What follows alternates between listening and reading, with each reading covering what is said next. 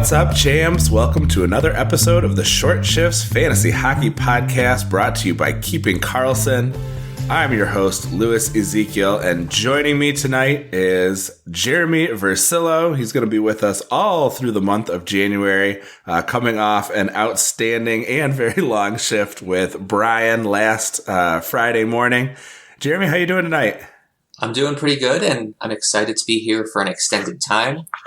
Best of luck to Ben while he takes a brief hiatus. Oh yeah, he's earned it, man. He I'm sure will be enjoying himself and fresh and ready to go when he makes his triumphant return. I have no doubt. All right, well, let's jump right into things here. We have tons of news here today. Injuries, outries, lots and lots of hot streaks. Let's start off. We dealt with some three-headed goalie questions last week with regards to the Carolina situation when not Craig Anderson, I'm getting ahead of myself here, when Freddie Anderson comes off the IR. But we've got kind of a similar situation brewing in Buffalo. Jeremy, you want to start us off there? Yeah, so after his conditioning stint, Eric Comrie was removed from the IR, and Ukko-Pekka Luukkonen was sent down. But in the same day, the coach said that you will see all three goalies. So after Craig Anderson started Monday's game, Luukkonen was confirmed to play Tuesday's game. But instead, Comrie started Tuesday's game. I saw rumblings that UPL was sick. I did not have time to confirm that, but I'm sure by the time this podcast is out, we'll know for sure. Louis, I have to ask you, do you want a part of any of these three goalies? I mean, Buffalo isn't the best defensive team to begin with, so I could understand if you say no.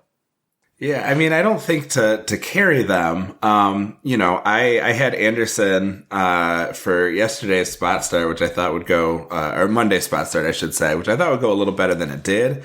You know, again, I think that Buffalo is perfectly capable with their offense of winning any game. They were stymied by Philly coming off a back-to-back, which I think was a bit of a surprise, but I'm happy to stream them in, but no, I'm not interested in holding on to a player who is part of a three-headed goalie situation. And, I'm going to have to put my money where my mouth is here because I do have Freddie Anderson coming off injured reserve here.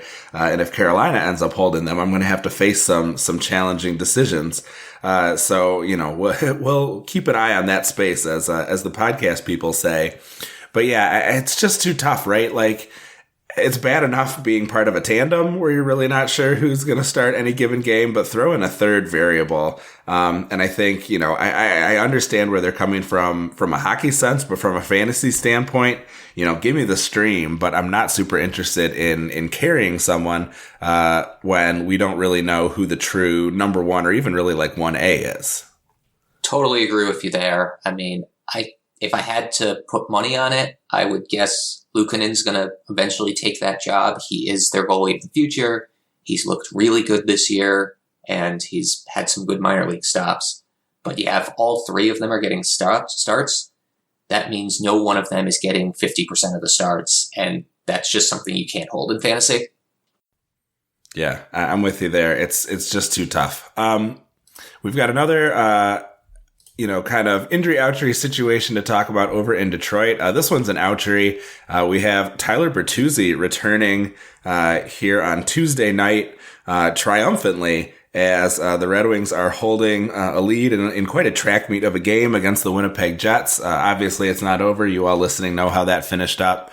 It did mean some significant adjustments. Bertuzzi is on line one with Larkin and Raymond, which I think will be a nice boost for each of them.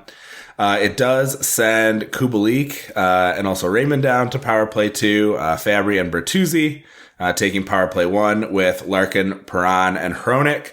For what it's worth, there was a goal. I haven't seen it myself, but it must have been kind of during a change in the power play because it was Seider getting in with Raymond and Larkin, so there must have been some blending taking place there. Mo Seider, by the way, nice game, 4 assists, I believe, so far here on Tuesday. So getting in on a ton of that action, including one on that sort of blended first and second power play that he happened to be out for. with Kubalik down on the fourth line. I know he scored on Tuesday, but he's off the top power play. He's way down the lineup. I know that at the bottom six is maybe not necessarily a real line 4 and line 3. But Kubalik we've talked about a few times. He's probably ready for the snoozer bin, eh? Totally. I had him for the longest time in one of my leagues and tried very hard to trade him. And nobody bit, so unfortunately I dropped him about a week ago and have not regretted it. Well, you were quicker than me. I am a Sunday and Tuesday dropper of Kubalik in a couple leagues, so I should have been taking my own advice maybe a little sooner. Missed out on a chance to pick up Joel Farabee, who we'll talk about upcoming here, and kicking myself a little bit over that one. Another piece of good ouchery news, this time over in Edmonton. Tell us about that. So as I put in our documents, the good Kane is about to return, meaning Evander Kane. News dropped on ESPN this morning that he could be 9 to 11 days away from returning, which is about 2 months earlier than the initial timeline I had seen many months ago. Kind of interesting to hear that coming just out of nowhere. I would be interested in Kane if for some reason he was dropped. I know a lot of people may be scrambling now to pick him up because he wasn't supposed to be back until March. Good in hits, blocks, goals, he does it all. Yeah, don't forget those shots too. Yeah, not a lot to say there. I think, maybe the thing to do is, if there's a low hanging player that you're interested in on the Kane players roster, maybe you can make a play for them so that, if it's got a favorable schedule or something. But I imagine, the E-Kane holders are just very happy to have him back. I might be a little bit cautious. I know sometimes players come back from that injury and are gangbusters, but just given where the injury was, that laceration on the arm, worry a little bit maybe about shooting coming back from kind of any arm or hand injury. Something to keep an eye on, but I imagine if I were given the opportunity, just the talent and the stat filling, like you mentioned, I think I'm giving him the chance just as soon as he's reinserted into the lineup. We had another update, some blending of the Carolina power play units, which are pretty interesting. Almost looks like a 1A and a 1B type situation. Yeah, pretty much. You tell me which one's the 1A in this group. The first unit was Svechnikov, Stastny, Nichas, Nosen, and Burns. The second unit was Pacioretty, Aho, Jarvis, Teravainen, and Pesce, with Dylan Coghlan rotating in for Pesce. This was in practice yesterday. I actually have not gotten to check what Carolina is doing in their game today. We'll pull that up while we're talking if you don't have it up. Yeah, well, while I'm looking here at last game lines for Carolina, it is the Pesce power play. They've got the forwards, right? Pacioretty, Aho. I think you would sort of, I don't know. My rule of thumb is usually I go by the defender, right? The number one defender kind of indicates the number one power play. And certainly I would prefer to have Brent Burns QBing my power play than Brett Pesce. But so far it's the Pacioretty, Teravainen, Aho, Jarvis, Pesce at 54%, and Neeson, Nichas. Ben would have my head for that one. Kotkaniemi, Svechnikov, and Burns are in about 37%. So, I would be fine with any of those players. I'm not making any decision on any of these players based on, one shuffle of the power play here, especially because it does look pretty even. Neither of those is bereft of talent. I don't think I'm going to make a choice based on that, but it'll be interesting to see how it shakes out, and if they find a combination that works for them a little bit better. And then one other item here, keeping an eye out on some changes up on line ones as long as we're discussing some line changes. And again, these may be temporary. Anton Lundell got promoted to the first line. Coach Paul Maurice suggested that he thinks Barkov and Lundell can elevate each other's games. Lundell has been cold with no points in the last 7 games. Our listeners, I imagine, will know how the outcome of that late game against Colorado went. So they'll have a better sense of how that Lundell promotion really has played out. A line one player I'm a little more interested in although he's not as widely available. Lundell is rostered in only 22% of Yahoo leagues. This player is rostered in 52% of them, and that is Tyler Seguin.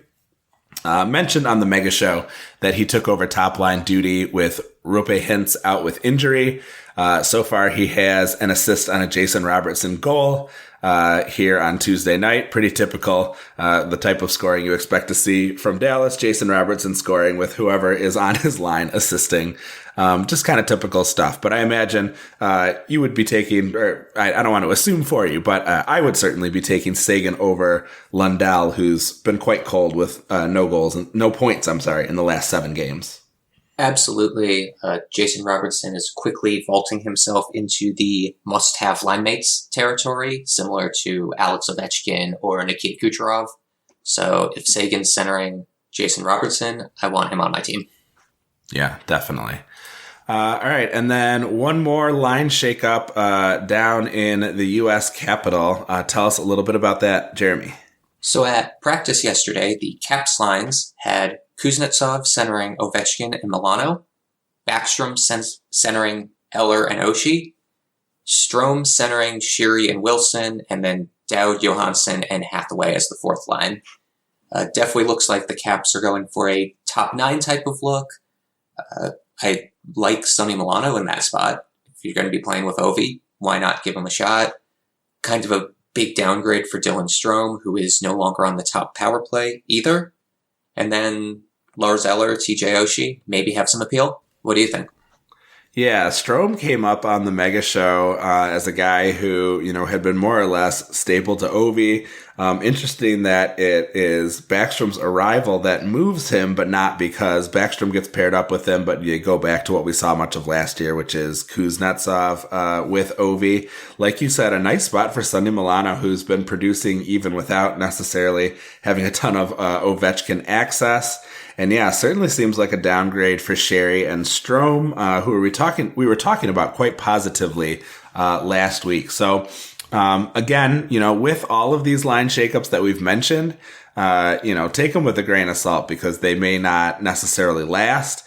So I'm not advocating anyone to make like a frantic panic move. But this is something to keep an eye on. And if you end up with 2-3 games where you're seeing these lines stick for a bit, it may be time to move on from some of these guys, especially if there are some more appealing players, maybe some that come up in our hot streaks, who you could potentially switch in, or if they have a nice schedule coming up, sometimes just going after your opponent with a mass number of games can be an effective strategy. Jeremy, we are right out about the halfway mark, so let's go ahead and take a quick break and hear from some Blue Wire sponsors. We'll be back shortly. You are listening to Short Shifts. Welcome back to Short Shifts. You're back with me, Lewis, and Jeremy here. And Jeremy's going to take us out to Seattle, where the hot streaks are abundant. I'm going to try not to gush too much about my hometown team here. But the Kraken have been on an East Coast road trip and have been dominant. Almost everyone's on a hot streak. The team has now, with today's game, they're up to 30 goals in their last 6 games. Martin Jones has been stellar in net, although he didn't start today. From defense, Vince Dunn and Justin Schultz are both putting up the points. Yanni Gord, Eli Tolvanen, Matty Beniers, Jordan Everly, you name it, they probably have points in the last 3 to 5 games. It's kind of a headache for fantasy, though. Like, you look at these lines and you look at the time on ice distribution, and outside of Matty Beniers and probably Vince Dunn, these guys have been going cold. Burakovsky was just cold for like an entire month and was dropped in a number of my leagues. And he probably was the Kraken that was highest drafted. So what do you make of this? Is it a hot team? Is it a couple lines interest you more than others? Kind of not a fun fantasy situation as much as it's a fun real life one for me. Right. Yeah. It's really nice to see, this effectiveness, but, the sort of as long as the Kraken have been part of our fantasy lives, one of the big challenges has been figuring out, who's going to get the ice time and that sort of thing.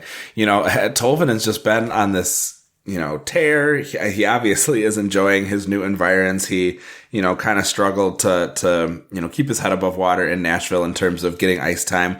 Even when he got an ice deployment, it seemed like he wasn't productive. So it's great to see him on this run, but he's like way below my Mendoza line for the number of minutes I'm really willing to have, a player play. Daniel Sprong is, a player who is on pace to break 30 goals despite getting like 11 minutes a night.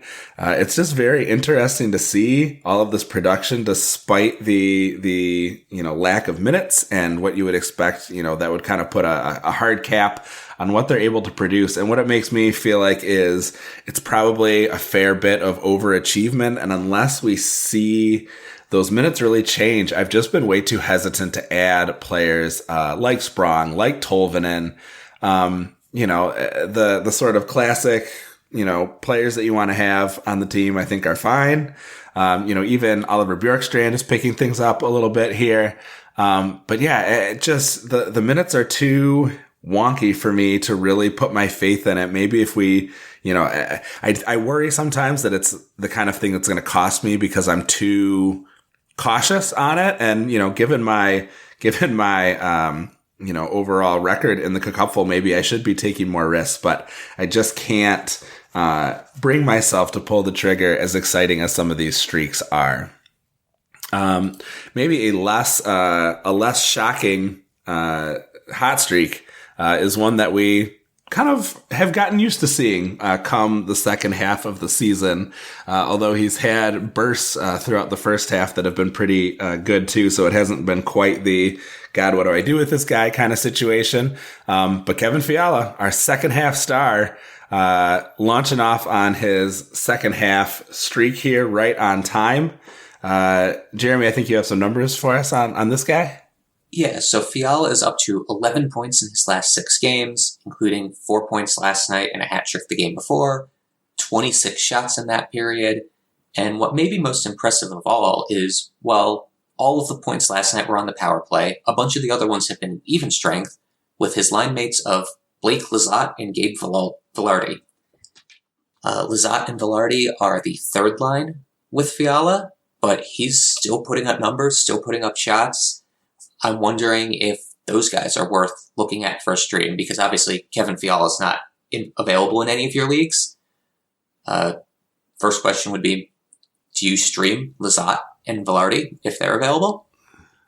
Yeah, I mean, I definitely am into Vilardi. I believe he's still holding on to that first power play spot that he's had, and I think that really is what makes him, far and away the most interesting kind of low-owned player there. Yep, I mean, Kopitar, Fiala, Kempe, Doughty as your power play assistants, I think that's pretty good. Like you said, they did a ton of damage, scoring 3 goals in that Monday night game.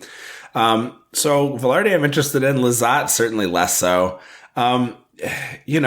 We've seen it. This is total feelings ball, but my feeling is that with the Kings, a lot of times with the scoring, you see it happen in bunches, and it seems to be one line kind of taking over. Like sometimes, there was plenty of offense, I suppose, to go around in that most recent game. But, the even strength scoring was all done by the Danault, Arvidsson, Iafallo line or the power play unit, that top power play unit. But some games it just seems like the second line is going crazy. Sometimes it seems like the third line is doing it, and sometimes it's the first line. But it always seems to, again, just feels. But it seems to come in bunches based on those lines. So I'm a no on Lizotte. I'm a yes on Vilardi having access to that power play. And probably, I think that 4-point night and the hat trick the game before, that buy low window is closed. I always, need to set an alarm, after about game 37 each season for whatever team Fiala's on, and then start to think, hey, got to start sending out my offers because this guy's about to blow up, hits just about that midway point. And becomes a superstar. So good for him. And he's also a guy who, has made a mark in his career, scoring from lower lines. So being on that third line, I'm not as concerned about, as I might be typically. Plus, Vilardi's shown himself to be a pretty, competent line mate. And, Lizotte is a guy, so that's fine. No offense. He's definitely better than I'll ever be, but, no one to get super excited about in fantasy for sure. One thing that kind of frustrates me with Fiala is this hot second half that is becoming a pattern. They say twice is a coincidence, three times is a pattern. It's going to make his draft price way too high for me next year. So, yep, you're going to have to let someone overdraft him, let him be normal Kevin Fiala for the first half, and then buy low right before he goes Super Saiyan. Yeah, I think that's a really good strategy, actually. So, it's just, it's a real balancing act to sort of figure out how to deal with this guy. And maybe one of these days he'll just go off for the first half of the season just for fun. But yeah, good on you, Kevin Fiala. Very exciting to see what he's been able to do the last few games. Speaking of some players who have had some very nice recent games, let's talk about some hot flyers. Plenty to go around, lots of interest there, but I'm going to focus on Sam Ersson and Joel Farabee. Hope I'm doing okay on the name there. It's really tough to say to add a backup goalie, and I'm certainly not telling you to add him, but Ersson should be top of mind for spot starts after blanking the Sabres on the second night of a back-to-back on Monday. They had lost to Toronto 6-2 on Sunday, and Ersson just comes in and stops the door, I believe, 28 saves in that shutout. I picked him up for one of his other very nice recent starts. He's just been doing great after a couple tough starts. 5 goals against, .833 save percentage, 3 goals against, .893 save percentage, although he got the win in that second start. He has improved his save percentage each game. The last 3 were also wins with quality starts, over .930 save percentage. And he had 2.66 goals saved above average, against the team leading the NHL in goals per game at 3.89 goals each game for the Sabres. Not an ad, but until he slips, I would certainly look at Ersson as a high-quality option for spot starts. And there are 2 back-to-backs for Philly next week because of that 5-game schedule that they have. And that Tuesday game, which you imagine it'll be Hart and then Sammy E., that game was against Anaheim, which is the 31st highest scoring team. Of course, now that I've said that, maybe he's going to flail against Anaheim. It's always tough to judge goalies, but, for a team that's not doing so hot, he is really performing. Love to see it from Sam Ersson. And then, of course, Joel Farabee, another nice option for you there. He has been on fire lately, getting great deployment, playing with Konechny and Noah Cates. And his hot streak is up to 5 points in the last 4 games, getting some decent shot numbers in there. So another guy that I would be looking at with that 5-game schedule coming up next week, and a reasonable schedule here, in the current week as well. Yeah, I couldn't agree more. 5-game weeks are a bit of a goldmine for streamers, although I will say next week is very busy in general. There are a lot of 4-game weeks also, so you may not even be able to fit them all 5 games. I do like the Ersson call out for getting 2 starts from a streamer goalie. That is always a good thing. And it's clear that he's passed Felix Sandstrom in the depth chart and will probably be the backup for the rest of the season, I would guess. Yep, I agree with you there. I think until Ersson starts to falter, I think he's going to be the guy that you're going to. Like I said, improving each game. Next game, he's going to save more pucks than are shot at him. So, I looked at the scatter plot, and that's what the statistics tell me. And I'm a stats guy. I'm into the analytics. So that's what I'm pretty confident will happen. All right. I think you've got an option for our category leagues friends that they might want to take a look at. Yeah, for any league that's heavy on hits and blocks, which is a format that I play in quite a bit, Connor Clifton over in Boston has had a bit of a resurgence. He started out the year really hot in bangers formats, but when McAvoy came back, he kind of faded. He's currently 15th overall in the league for hits, and he had 9 blocks in Sunday's game. He's been cold lately for points, but that's not what you're picking him up for. Yeah, I think I had the set somewhere. Oh yeah. over the last 4 games, he has 17 hits and 18 blocks.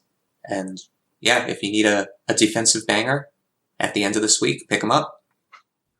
Yeah, that's a category winner for you for sure. A guy who has had some scoring outbursts. But yeah, with him, scoring is just the gravy on the bangers and mash that he is delivering for you each and every game. All right. We got just a couple more to go. A quick little kind of postscript on the Michael Amadio experience. After that super hot streak of 9 points in 7 games, he's gone pointless and shotless in the last 2, with his ice falling under 15 minutes in 4 of the last 5 games, even as he kept his streak alive through some of them. My biggest concern is the lack of shooting. He was shooting the puck plenty when he was on this big streak. And so 2 games without a shot, yeah, it's a small sample size, but those games coincide with a drop from power play 1 ice time for most of that streak to 0% power play time on ice. I think it's time to thank Amadio for his production and let him go. If you hadn't already done so with Vegas, with the 2-game schedule this week. Seattle, Boston, Carolina, Columbus, the Islanders, Ottawa, and Toronto all have 3 games between Wednesday and Sunday. Philly's got 5 games next week, so those might be teams that I would be looking to target for volume. Obviously, league to league to see what kind of players are available and producing, but that's a guy that I think we could let go. And then we got one more line blender before we send ourselves off into our Tuesday night here. Jeremy, lay it on us. Yeah, last but not least, the Nashville Predators have put their power play units in a line blender in addition to their even strength units that we mentioned last show. It's kind of annoying, but it's been working for them as the team's been really good lately. But their first power play unit last night, I believe, was... let me pull it up. It was Jussi, Johansson, Parssinen, Forsberg, and Thomas Novak, who was a 25-year-old rookie who's been up for a couple weeks now, who's been putting up the points. I mean, he had a point last night, getting lots of power play time on ice. But even that was what the beat writer tweeted their first unit being. But if you go to the box score, I cannot tell who their first unit really is, other than Jussi being the obvious defenseman. There are 9 forwards who have gotten more than or close to 3 minutes out of, I think, 8 that they spent on the power play last game. So it looks like they're kind of doing a rotation where they're trying to get more than 8 forwards to work on their 2 power play units, and it's leading to a bit of confusion, so to say. Yeah, I think kind of like we were talking about previously, with the Caps and with some of these other teams that are shuffling things around. Yeah, let's see what happens when things settle down. I don't think I'm rushing out to grab Tommy Novak unless I already wanted him. I don't think I'm rushing to drop someone who isn't maybe in the spot that I want it to be. I think I want to wait for a little more consistency here before I make any knee-jerk moves. I've done it in the past and it's hurt me, so I'm trying to be a little more cautious, once burned, twice shy, once bitten, twice shy. That's what it is. So just want to, be careful in terms of, making some of these panic moves. And of course, as always, check that schedule. Make sure you're maximizing what you can do with these players, because it's no good to add a player and not be able to put them in your roster. So keep that in mind as well. And with that, Jeremy, we have made our way to the end of a moderate shift. I think you and Brian are rubbing off on me a little bit here today. So we're going to call it, bring it to an end here. Thank you again for joining us. Can't wait to go again with you on Thursday night. And folks, thanks for joining us. We'll be back on Twitch, if all goes to plan, next show on Thursday evening, around 9:00 EST, with John Reed, our digital producer. You can give us a follow at Short Shifts KK. You can find Brian and Elon at Keeping Carlson. Recommend you follow at Game Day Lines, at Game Day Goalies, and at Game Day News NHL, all organized so nice at GameDayTweets.com.